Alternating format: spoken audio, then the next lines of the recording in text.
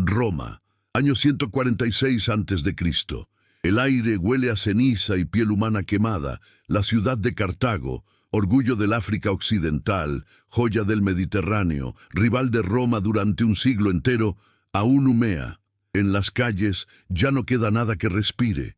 Las columnas ennegrecidas se alzan como lápidas y entre los restos las legiones romanas entonan himnos de victoria. Pero aquellos cantos esconden algo más profundo que la gloria militar. Son el eco de un crimen que marcaría el alma del imperio durante siglos.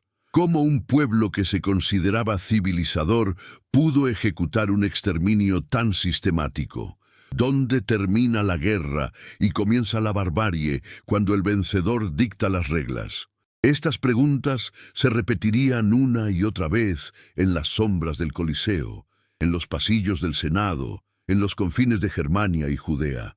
Roma había conquistado el mundo conocido, pero con las manos bañadas en sangre. El sol cae sobre el mar Tirreno. Roma celebra. El Senado proclama el fin de las guerras púnicas. Publio Cornelio Escipión, Emiliano, el vencedor de Cartago, regresa como salvador de la República. Sin embargo, bajo su coraza reluciente, hay un hombre perturbado.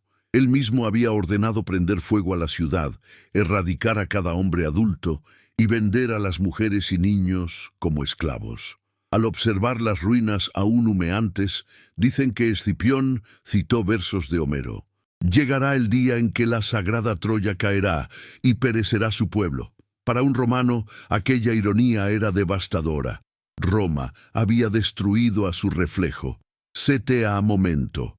Si te apasiona descubrir la historia que los libros de texto omitieron, suscríbete ahora y activa la campana. Aquí desenterramos el pasado sin censura. Pero ese fue solo el comienzo. Cartago cayó. Y con su caída, Roma perdió algo esencial, su límite moral. A partir de ese momento, todo enemigo pasaba a ser bárbaro y, por tanto, eliminable.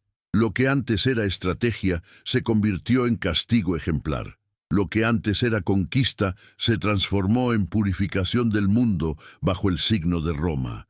El mismo Escipión regresó con 50.000 esclavos. Los ancianos del Senado, entre copas de vino sirio y risas de complacencia, celebraban la victoria. Cada esclavo vendido llenaba las arcas de la República. Los templos ardían mientras se levantaban nuevos monumentos. El fuego de Cartago iluminaba el rostro sonriente del destino imperial. Sin embargo, en los suburbios de Roma, los veteranos regresaban con heridas que no se cerraban. Algunos contaban historias que erizaban la piel.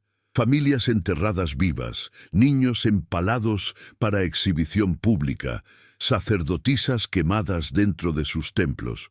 Roma había hecho lo impensable, y lo había hecho en nombre de la civilización. Apenas un siglo más tarde, los descendientes de aquellos soldados repetirían la historia, esta vez en Hispania. En el año 134 a.C., en las legiones asediaron Numancia, una ciudad pequeña en el interior de la actual Soria. No buscaban solo someterla, querían aniquilarla. Los numantinos resistieron durante meses sin agua ni alimentos. Cuando las raciones acabaron, comieron los cuerpos de sus muertos. Cuando ya no quedaba nada que perder, las familias encendieron fuego dentro de sus propias casas para evitar ser esclavizadas. Los romanos entraron en ruinas, no quedaba nada que conquistar, y sin embargo celebraron su victoria. ¿Puede una civilización construirse sobre cenizas humanas? Publio Cornelio Escipión. Emiliano volvió a Roma cargando las llaves de Numancia. Le ofrecieron un triunfo. Él aceptó, pero sin sonreír. Desde el podio observó a los senadores vitorear un triunfo vacío. Esa noche, según contaron sus esclavos, el general permaneció sin dormir, observando el fuego de las lámparas y murmurando: «Así perecerá Roma algún día». Mientras tanto, la sangre de Numancia alimentaba la maquinaria del imperio. Las legiones se perfeccionaban, los castigos se codificaban. El ejército no solo combatía, sino que practicaba el arte del terror. El enemigo debía temer antes siquiera de alzar su espada. Décadas después, ese principio daría lugar a uno de los episodios más atroces de la historia romana, la masacre de Jerusalén en el año 70 después de Cristo. La ciudad santa ardió durante días. El general Tito, hijo del emperador Vespasiano, ordenó arrasar todo el monte del templo, símbolo sagrado de un pueblo entero. Más de 1 millón de personas murieron durante el asedio, según los relatos de la época. El valle de Cedrón se llenó de cadáveres. Los pocos supervivientes fueron repartidos como esclavos entre las provincias. Roma lo llamó pacificación. La humanidad lo recordaría como genocidio. En la cima del Monte de los Olivos, un centurión anónimo escribió: «No conquistamos Judea, la enterramos viva». Nadie lo sabría jamás, pero esa frase definiría el siglo. A esas alturas, Roma ya había perfeccionado su lenguaje de acero y fuego. En los manuales militares, los castigos colectivos eran una herramienta política. Reconstruir la obediencia a través del dolor. Cada aldea destruida enviaba un mensaje a las demás. Resistir era morir. Sete a momento. Estamos documentando cada detalle de este conflicto. Si valoras este nivel de profundidad que no encuentras en otros canales, dale un like y únete a nuestra comunidad. Las conquistas en Germania fueron aún más brutales. En el año 9 después de Cristo, cerca del bosque de Teutoburgo, 3 legiones enteras desaparecieron. Fueron emboscadas por tribus germánicas lideradas por Arminio, un antiguo aliado de Roma. Augusto, el emperador, al recibir la noticia, gritó durante días: «Varo, devuélveme mis legiones».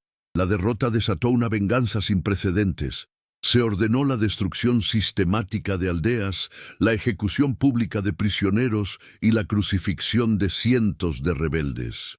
Roma quiso borrar hasta el nombre de las tribus germanas del mapa. La frontera del Rin se tiñó de rojo. Los ríos, como testigos mudos, arrastraban cuerpos hacia el mar del norte. Algunos legionarios, incapaces de soportar el horror, se suicidaban, pero los comandantes los llamaban cobardes. En Roma, esos crímenes se adornaban con discursos sobre el orden y la civilización. ¿Dónde termina la justificación y comienza la locura del poder? ¿Y acaso Roma fue realmente distinta de los pueblos que despreciaba? En tiempos de Calígula y Nerón, el terror ya no venía del enemigo externo, venía del trono. Calígula disfrutaba observando ejecuciones en banquetes privados. Mandaba descuartizar prisioneros solo para entretener a los invitados. Nerón incendiaba ciudades para justificar su ira contra minorías religiosas. Roma no solo asesinaba en campaña, lo hacía en nombre del espectáculo. El Coliseo fue la síntesis de toda esa ideología. Construido con los despojos del saqueo de Jerusalén, se convirtió en el altar del dolor público. Bajo la arena, las jaulas ocultaban hombres, mujeres y animales salvajes. Cuando las compuertas se abrían, Roma aplaudía. Cientos morían cada día, mientras el pueblo coreaba los nombres de los verdugos. Era más que un entretenimiento. Era una reafirmación imperial. El poder exigía sangre. Entre los gladiadores, muchos eran prisioneros de guerra. Griegos, tracios, celtas. Algunos habían comandado ejércitos, otros eran simples pastores. En la arena todos compartían el mismo destino. Según cuentan, antes de luchar, uno de ellos exclamó: «Ave César, los que van a morir te saludan». Pero, ¿era realmente un saludo o una acusación disfrazada?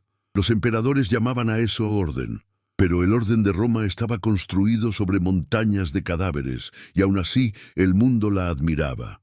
Mientras las provincias se multiplicaban, los crímenes de guerra se normalizaban.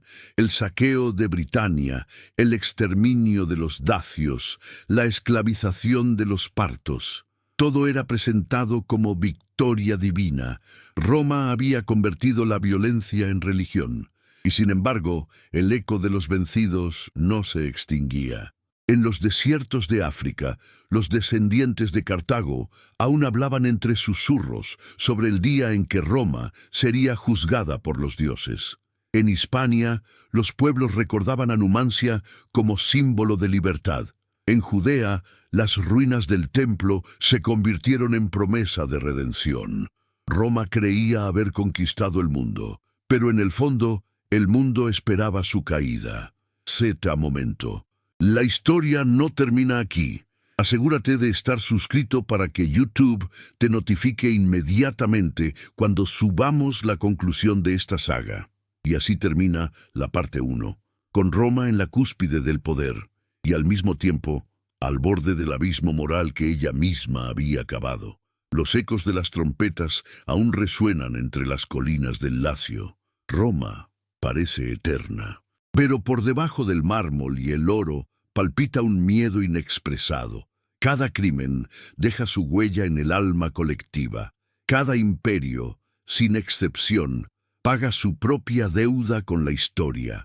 Y para Roma, esa deuda comenzó a cobrar intereses mucho antes de que su primer emperador fuese coronado. Durante los siglos I y II después de Cristo, Roma llegó a extenderse desde las arenas del Sáhara hasta los bosques de Escocia.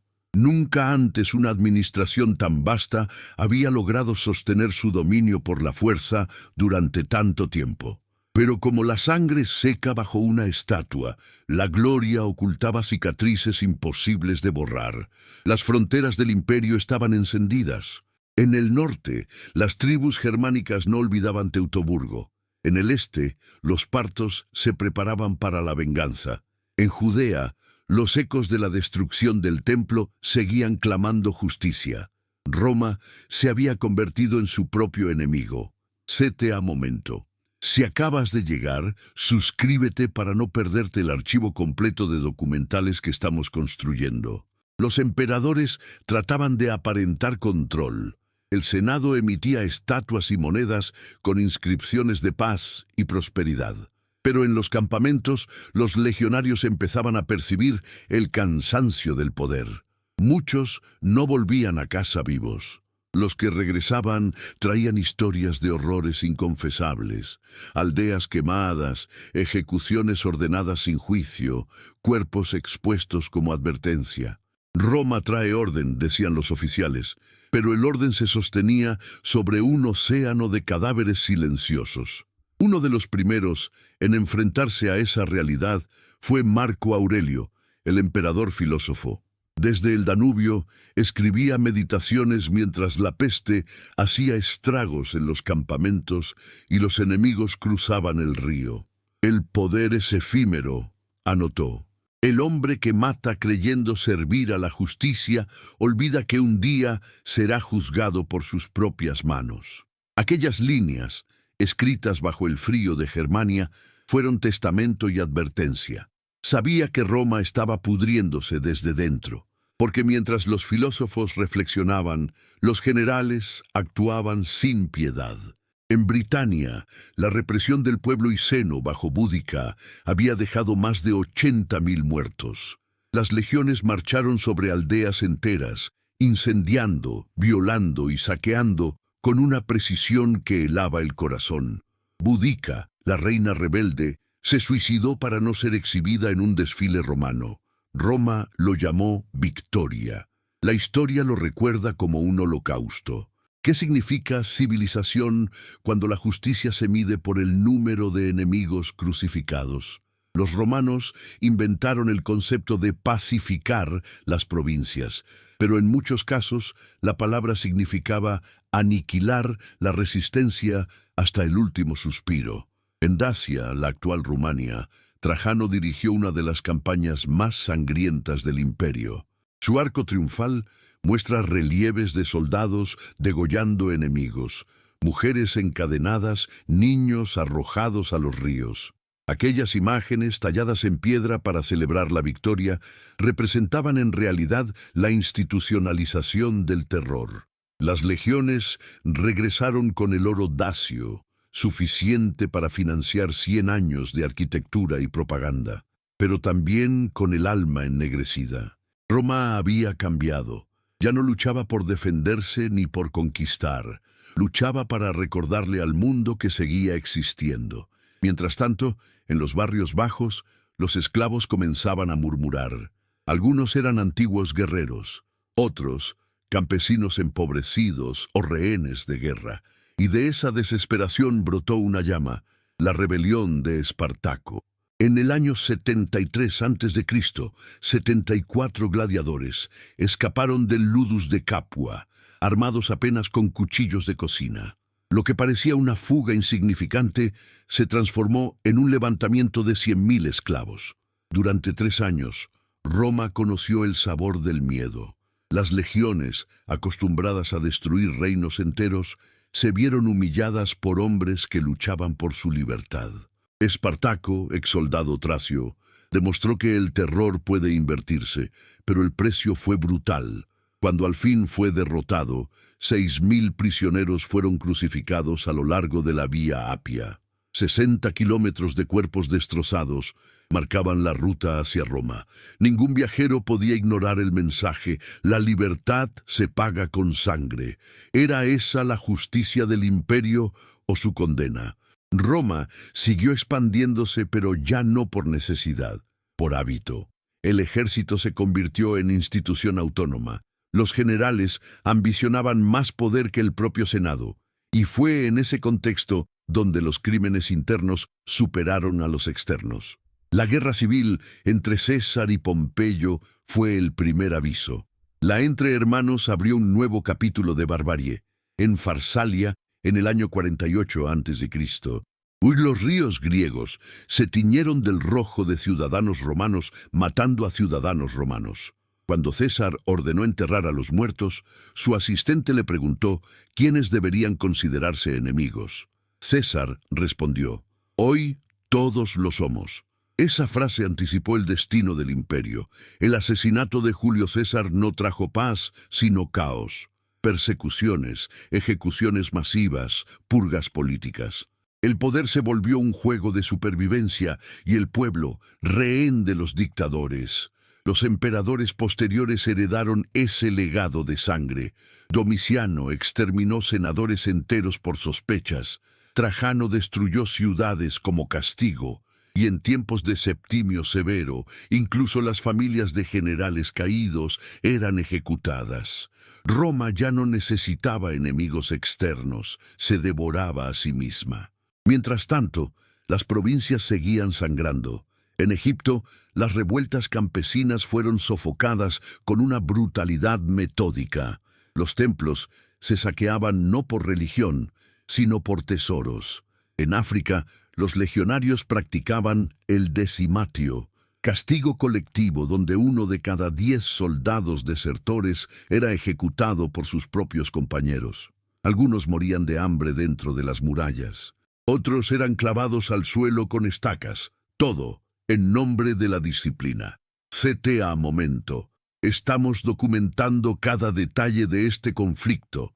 Si valoras este nivel de profundidad que no encuentras en otros canales, dale un like y únete a nuestra comunidad. Con el paso de los siglos, el horror comenzó a perder significado. El Coliseo seguía pleno. Los ejecutados ya no eran prisioneros.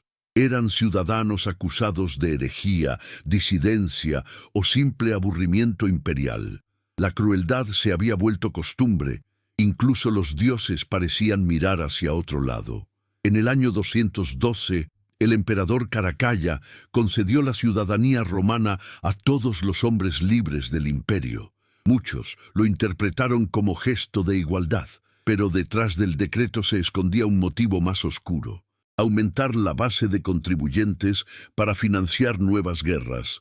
Roma ya no conquistaba territorios, conquistaba impuestos. Poco después, la crisis se volvió incontrolable. 30 emperadores se sucedieron en apenas medio siglo. Cada uno llegó prometiendo restaurar la gloria. Cada uno dejó tras de sí montañas de cadáveres. Ciudades que antes habían sido faros de cultura, como Antioquía, Palmira o Alejandría, se convirtieron en campos de batalla. Y en ese caos emergió una nueva fe. Los seguidores del cristianismo perseguidos desde tiempos de Nerón, ahora se multiplicaban. Su fuerza residía en la memoria de los mártires. Roma los había arrojado a los leones, crucificado, torturado. Pero cada ejecución encendía una chispa más. En catacumbas oscuras, los oprimidos cantaban himnos de esperanza. El que mata por miedo ya ha sido vencido, decían. Sin quererlo, Roma había creado su propio reemplazo moral. El siglo IV marcó el inicio del fin. Bajo Constantino, el cristianismo fue legalizado y más tarde convertido en religión oficial del imperio. Irónicamente, la fe de los perseguidos se transformaba en instrumento de los dominadores. Las persecuciones no acabaron, solo cambiaron de víctimas. Lo que antes eran paganos sacrificados, ahora eran herejes quemados vivos. El ciclo de sangre continuaba, adaptado a nuevos dioses. ¿Acaso Roma aprendió algo de sus propios pecados? La respuesta llegó en silencio. En el año 410, las puertas de Roma se abrieron para el rey visigodo Alarico. Durante 3 días, la ciudad que había humillado al mundo fue saqueada. Los supervivientes hablaban de fuego, violaciones, cadáveres apilados entre las ruinas del foro. El pueblo que había destruido Cartago ahora experimentaba su propio Cartago. Algunos cronistas afirmaron escuchar lamentos en las colinas, como si las almas de millones de muertos regresaran para ajustar cuentas. Los templos, alguna vez símbolos de eternidad, ardían. Las estatuas se derrumbaban. Roma había cometido todos los crímenes imaginables y ahora debía enfrentar el juicio de la historia. Pero incluso en la ruina, los hombres buscaban sentido. ¿Qué queda de un imperio después del miedo? Quizá solo sus advertencias. Los filósofos posteriores retomaron las palabras de Marco Aurelio. Nada de lo que el hombre hace para dominar sobrevive al polvo. Y sin embargo, el polvo recordará los nombres de los verdugos y de las víctimas por igual. La caída definitiva del imperio ocurrió en el año 476, cuando el último emperador, Rómulo Augustulo, fue depuesto por un general bárbaro llamado Odoacro. No hubo gloria ni batalla final, solo cansancio. Roma no murió asesinada, se desintegró bajo el peso de sus propios crímenes. El Coliseo, corroído, quedó vacío. Las rutas comerciales se detuvieron. Las legiones desaparecieron. El mármol se convirtió en piedra robada para nuevas iglesias y fortalezas. Pero en cada ruina, el eco persistía, la promesa rota de la civilización romana. Siglos después, los historiadores mirarían atrás con una mezcla de fascinación y horror. Roma dio leyes, carreteras, arquitectura y arte, pero también mostró hasta qué punto la civilización puede ejecutar atrocidades bajo pretexto de orden y virtud. El imperio que nació del ideal de la república terminó como tiranía sangrienta. Los crímenes cometidos en su nombre traspasaron generaciones, impregnando incluso la moral de los posteriores imperios europeos. Y entonces surge la última pregunta: ¿qué aprendió la humanidad de Roma? ¿O acaso seguimos repitiendo su sombra cada vez que justificamos la guerra en nombre de la paz? Los pueblos asesinados por la legión ya no hablan, pero su silencio enseña más que cualquier discurso. Cartago, Numancia, Jerusalén, Dacia, Germania, nombres que aún resuenan. Sus cenizas son las páginas sobre las cuales escribimos nuestra propia historia. El legado de Roma no está solo en sus ruinas, está en cada decisión que tomamos al hablar de guerra y civilización, en cada frontera trazada con sangre, en cada monumento erigido sobre el sufrimiento de otros, porque al final toda Roma termina enfrentando su día de juicio. Z momento final. Si quieres que sigamos produciendo documentales de larga duración, la mejor forma de apoyarnos es suscribiéndote. Comenta qué otra historia olvidada deberíamos investigar. Y así, cuando el polvo del tiempo cubre las cicatrices, solo queda la pregunta que inició este relato. ¿Fue Roma grande por su poder o condenada por su crimen? El viento sopla sobre las ruinas del foro romano. Entre las piedras agrietadas, los pasos de los turistas se mezclan con los ecos de las legiones que hace milenios dominaron el mundo. El mármol ha perdido su brillo, pero el silencio conserva un poder inexplicable. Es el silencio de la memoria. Roma cayó, pero su sombra nunca desapareció. La historia no terminó con Odoacro ni con los godos, porque Roma, a diferencia de las demás civilizaciones que destruyó, logró sobrevivir dentro del alma de sus conquistadores. Los bárbaros tomaron su trono, su idioma, sus leyes, algunos incluso su fe. Y así comenzó una paradoja que aún define a la humanidad. La civilización nacida del crimen, perpetuada por el recuerdo del poder. 5 siglos después de la caída, Europa estaba cubierta de monasterios y castillos. De las arenas imperiales surgió una nueva religión imperial, el cristianismo romano. Lo que antes fue persecución se convirtió en dogma.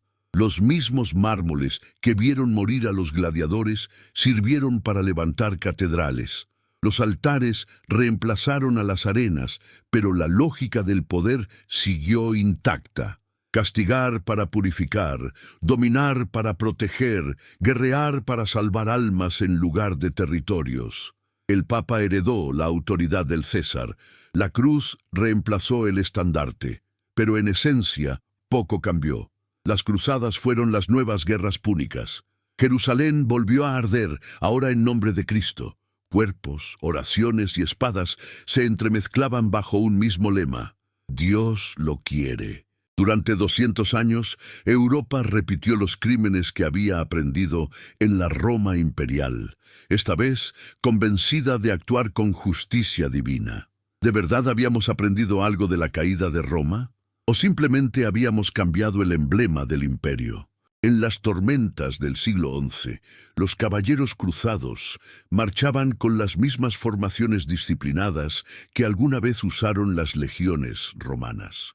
Los cronistas describían saqueos, degollamientos y violaciones idénticas a las que los centuriones practicaron en Cartago o Numancia. Cuando Jerusalén fue conquistada en 1099, los cronistas cristianos escribieron sin pudor: la sangre llegaba hasta las rodillas. Los romanos habrían sonreído ante semejante perfección del horror. Y así, el eco del imperio siguió resonando, enviando sus frecuencias invisibles a través de los siglos. En las universidades, los maestros enseñaban el derecho romano como pilar de la civilización. En la política, los reyes imitaban el modelo del César. En la arquitectura, las columnas corintias decoraban palacios e iglesias. Roma había muerto, pero su ADN impregnaba cada forma del poder occidental. Durante el Renacimiento, esa obsesión se volvió explícita. Los artistas italianos, fascinados por las ruinas, veían en ellas una promesa de resurrección. Miguel Ángel, Bramante, Rafael, todos quisieron reconstruir la Roma perdida. Pero junto con el genio estético, renació también su soberbia imperial. El hombre, convencido de ser el nuevo centro del universo, volvió a mirar a sus semejantes como objetos útiles o sacrificables. Séte a momento. Si te apasiona descubrir la historia que los libros de texto omitieron, suscríbete ahora y activa la campana. Aquí desenterramos el pasado sin censura. Los crímenes romanos habían inaugurado una mentalidad que sobrevivió en cada colonia, en cada invasión, en cada mapa trazado con fronteras artificiales. Cuando España y Portugal cruzaron los océanos, llevaron esos códigos en sus barcos. No conquistaban solo en nombre de la fe o la gloria, sino del orden civilizador. Los pueblos indígenas del Nuevo Mundo conocieron la misma retórica que los numantinos: sométanse o perezcan. Cartago, Jerusalén, América, nombres distintos, pero heridas iguales. El imperio, una vez humano, se había convertido en concepto eterno. Todo imperio veía en Roma su espejo, pero se negaba a reconocer su reflejo de sangre. En el siglo XVIII, la Ilustración celebró el progreso, la razón, las ciencias, y sin embargo, sus filósofos aún veneraban la idea del imperio de la ley, heredada de Roma. El equilibrio entre justicia y dominación seguía siendo inalcanzable. Mientras Voltaire escribía sobre civilización, barcos cargados de esclavos cruzaban el Atlántico bajo banderas europeas. Roma no era un recuerdo. Era el molde invisible que sostenía la modernidad. En el siglo XIX, Napoleón se proclamó heredero directo de César. Restableció símbolos, títulos, laureles y hasta el águila romana. Donde su ejército avanzaba, las ciudades ardían.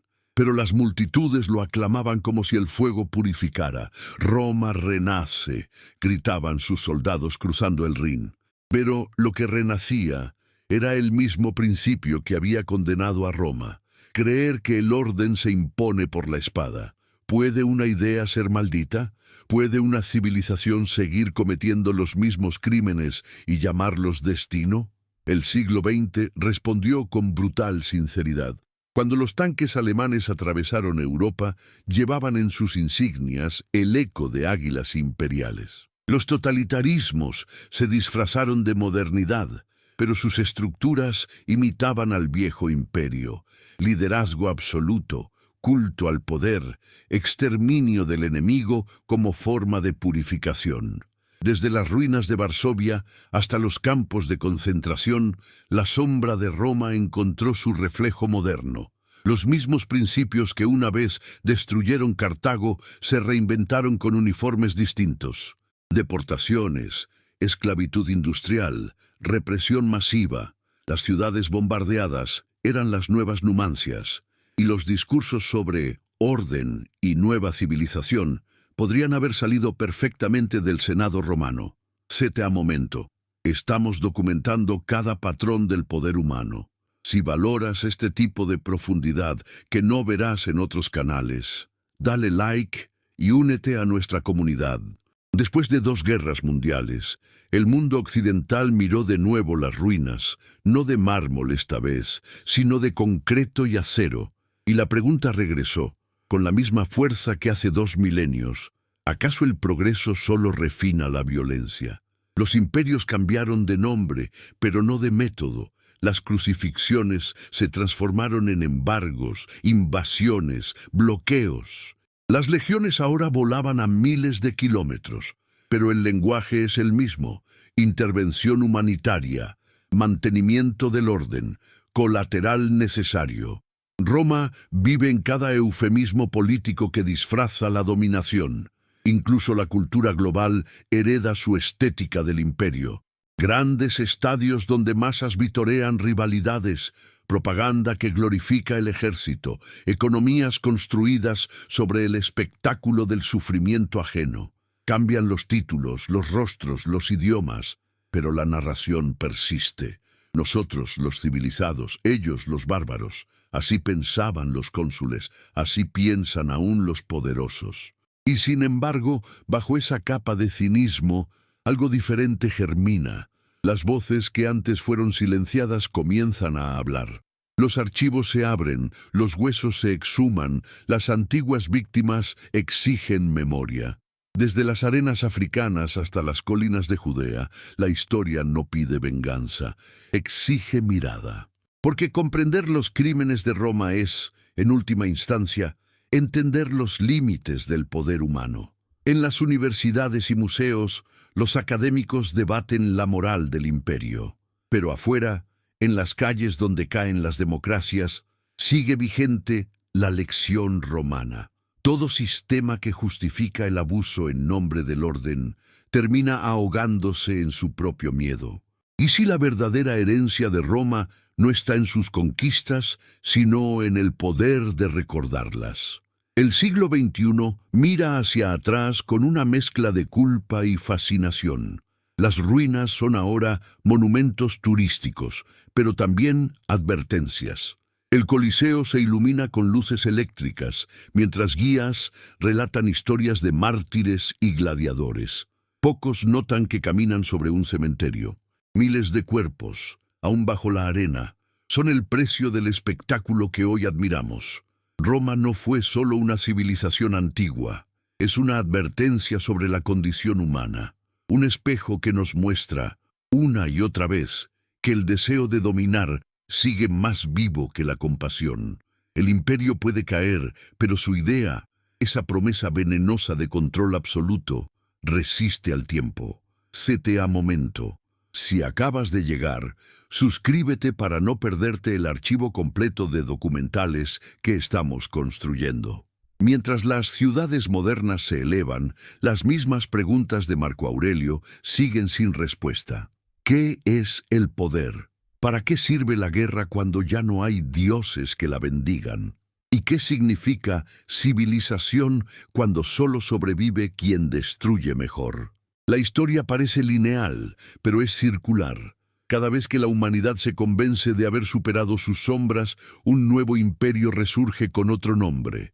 Grecia, Roma, Europa, América, imperios económicos o digitales. Todos repiten el mismo patrón de conquista, control y decadencia. Pero hay algo nuevo que Roma nunca conoció: la memoria sostenible. Por primera vez, las voces del pasado pueden ser escuchadas sin intermediarios. Las ruinas hablan con datos. Los huesos cuentan lo que el mármol ocultó. Hoy sabemos más sobre los horrores del imperio que los propios romanos sabían. Y esa conciencia, quizás, sea nuestra única esperanza de no repetirlos. Momento final. Si quieres que sigamos produciendo documentales de larga duración, la mejor forma de apoyarnos es suscribiéndote.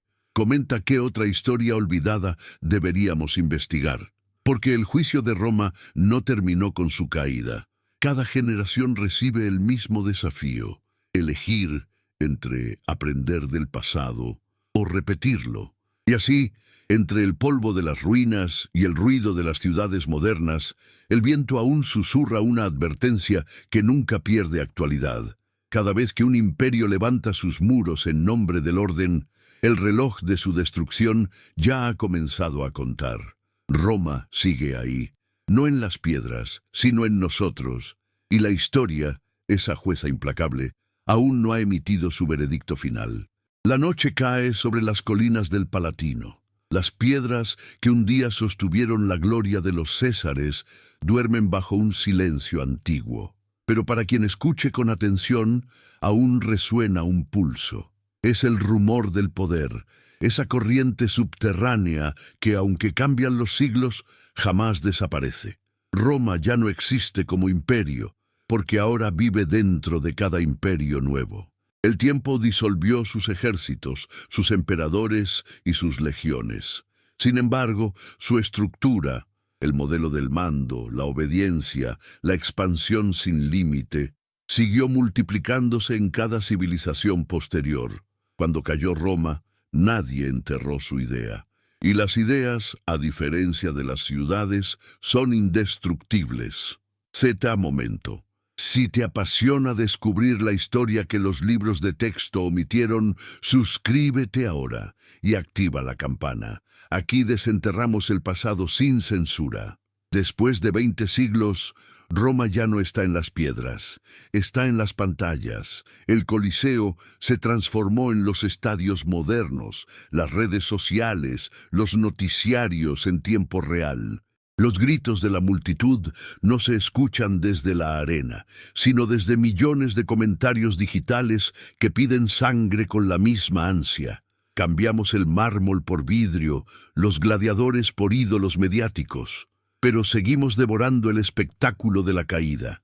Los imperios actuales ya no se fundan sobre lanza y escudo, sino sobre algoritmos, monedas virtuales, soldados invisibles que teclean en búnkeres climatizados. Roma evolucionó. Ahora conquista el tiempo y la atención. La tecnología es su nueva legión. Sus conquistas no destruyen ciudades, sino percepciones. Sus víctimas no mueren desangradas, sino desmemoriadas. ¿Acaso no es esto una nueva forma de imperialismo? El romano construía calzadas, nosotros redes, Ellos conectaban provincias, nosotros continentes enteros. Pero la pregunta sigue igual. ¿Esas conexiones unen o esclavizan? Siguiendo el eco de la historia, puede verse el mismo patrón en cada etapa de la civilización. Concentración de poder, expansión, exceso, colapso.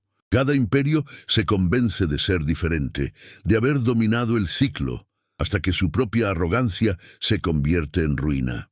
Roma lo vivió con fuego, nosotros con datos. El senador romano soñaba con controlar el comercio del trigo y el mar. Hoy, un conglomerado controla el conocimiento, la información, la energía. Cambian los símbolos, no los impulsos. La diferencia es que ahora el imperio no necesita territorio, está en el aire.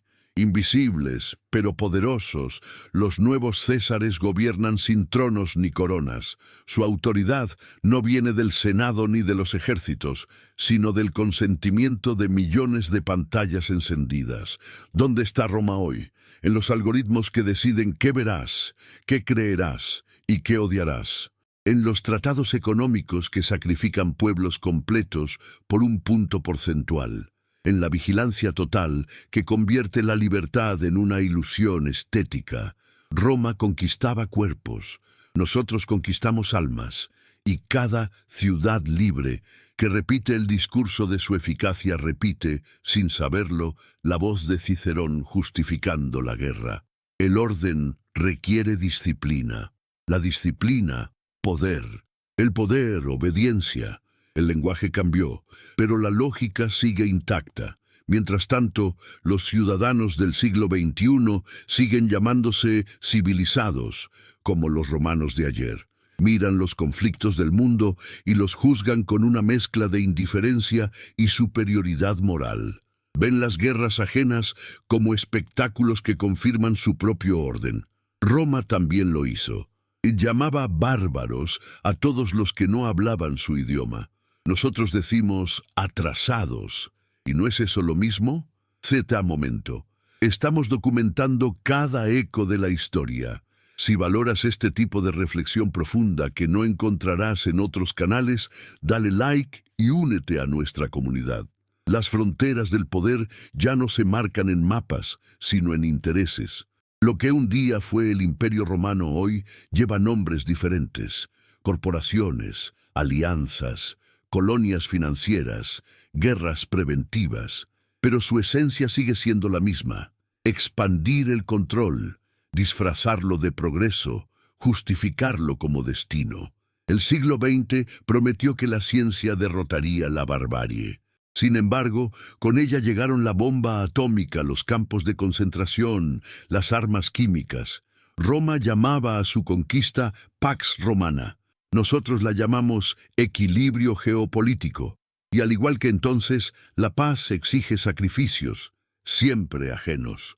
La ironía de la historia es que cuanto más aprendemos, menos cambiamos. Los mismos patrones de violencia, propaganda y control se reproducen con precisión matemática. Las legiones creaban carreteras, los gobiernos crean narrativas. Un imperio no domina solo con fuerza, sino con relato. Roma entendió eso más que nadie. Por eso sobrevivió 1000 años, y quizás por eso su sombra aún vive, porque aprendió que el poder verdadero no es físico, sino simbólico. Hoy no necesitamos césares visibles. Cada ciudadano se convierte en su propio capataz. Se autovigila, se autocensura, se autoentretiene.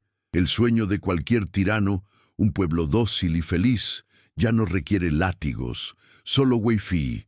Mientras tanto, aquellos que intentan recordar los crímenes del pasado son tildados de pesimistas, pero ignorar a Roma es repetirla. Cada vez que una nación invade bajo pretexto de moralidad, cada vez que una sociedad sacrifica justicia por estabilidad, la ciudad eterna resucita, respirando a través de nosotros.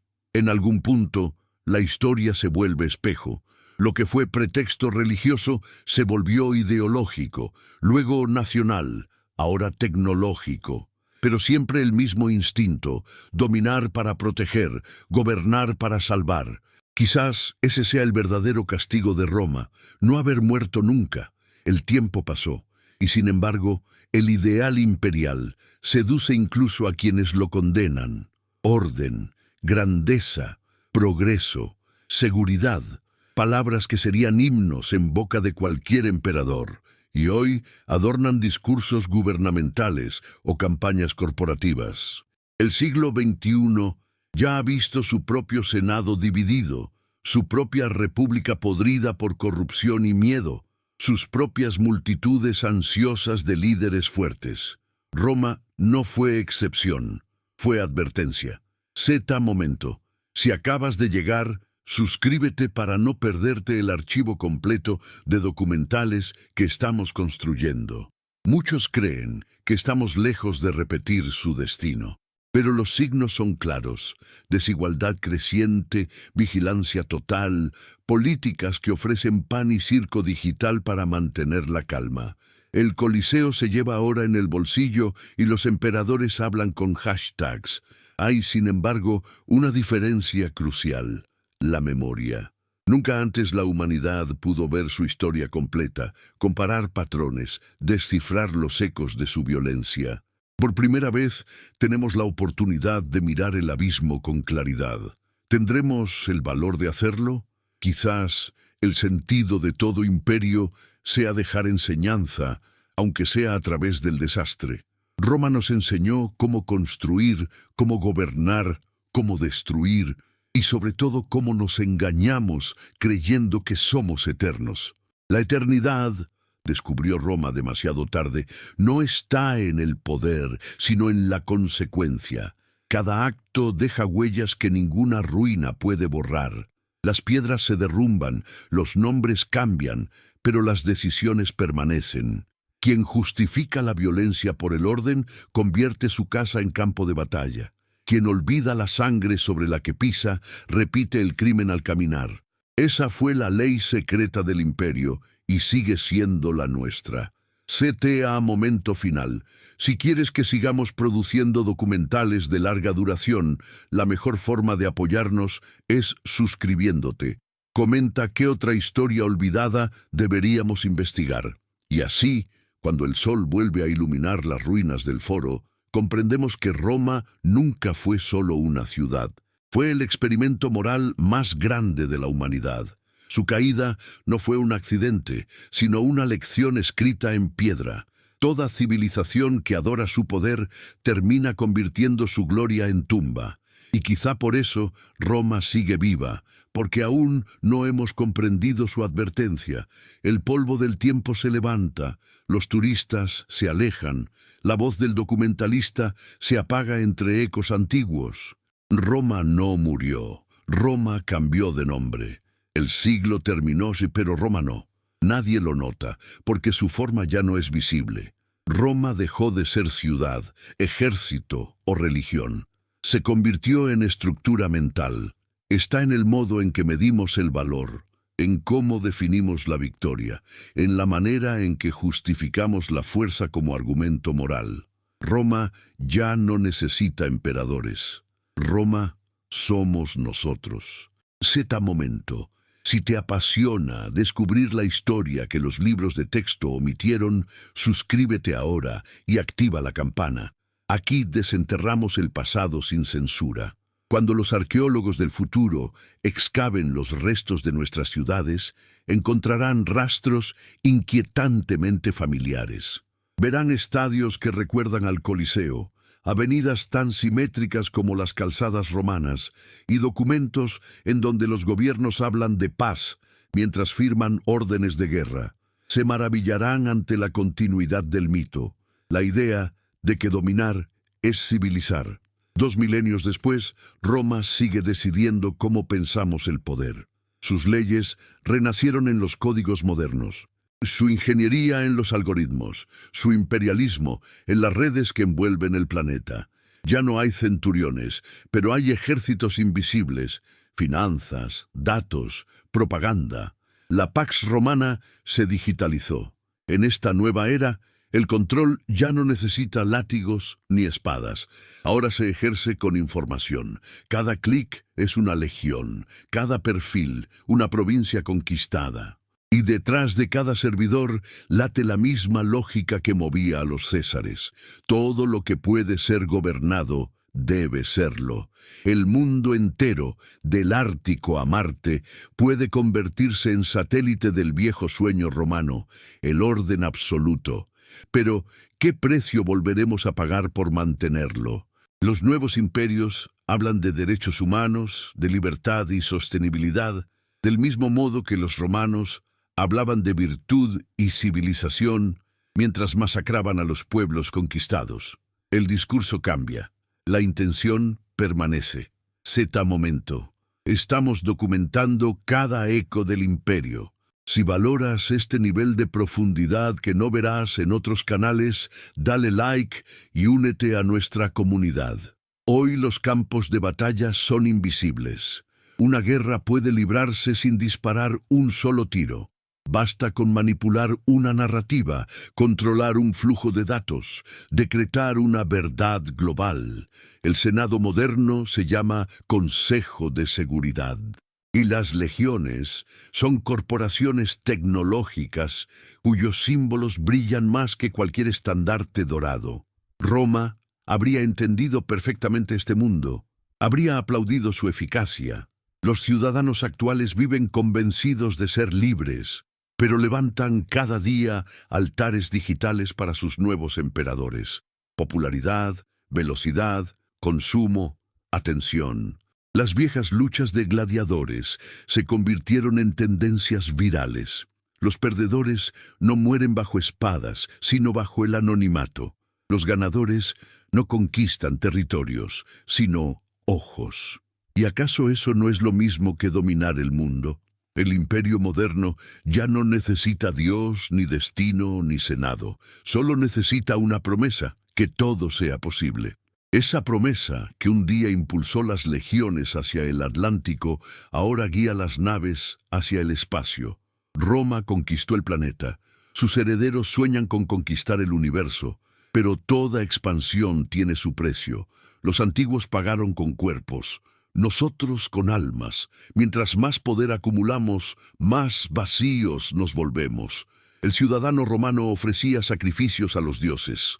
El ciudadano moderno ofrece su intimidad a la máquina. Roma esclavizaba pueblos. Nosotros esclavizamos el tiempo. Vendemos minutos, atención, recuerdos. El emperador de hoy no se sienta en un trono. Se oculta detrás de un algoritmo que sabe quién eres, incluso antes de que hables. Sete a momento intermedio. Si acabas de llegar, suscríbete para no perderte el archivo completo de documentales que estamos construyendo. El orden mundial repite su ciclo. Las guerras del siglo XXI ya no se libran en desiertos ni montañas, sino en servidores de datos, en bolsas de valores, en mentes. Pero las consecuencias son las mismas: destrucción, desplazamiento, sufrimiento. Cada revolución tecnológica libera y esclaviza al mismo tiempo. Lo que un día fueron provincias, hoy son mercados. Lo que fueron colonias, hoy son bases de datos. Y cada decisión global, cada sanción, cada intervención preventiva es la actualización romana del viejo principio. Quien no está con nosotros, está contra nosotros. ¿Dónde termina el imperio y dónde comienza la humanidad? En las sombras digitales, los nuevos bárbaros son los disidentes, los que no encajan, los invisibles del sistema. Roma los llamaba enemigos del orden, nosotros los llamamos amenazas a la estabilidad. Cambian los nombres, no el rostro del miedo. En 2050, algunos historiadores dirán que la humanidad logró un nuevo tipo de imperio, el imperio de la información. Pero otros recordarán que toda concentración de poder termina implosionando.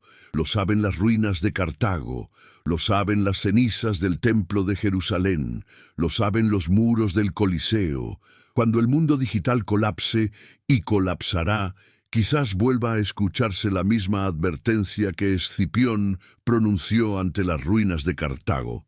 Así perecerá Roma algún día, y la pregunta será inevitable. ¿Qué Roma habrá que enterrar esta vez? Zeta momento.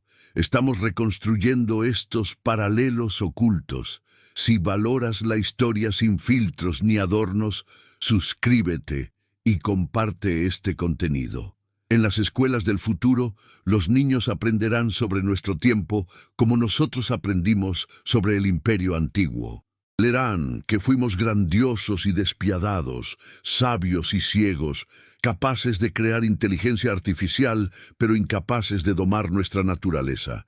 Y tal vez entonces entiendan que no caímos por los bárbaros, sino por exceso de poder, exactamente como Roma.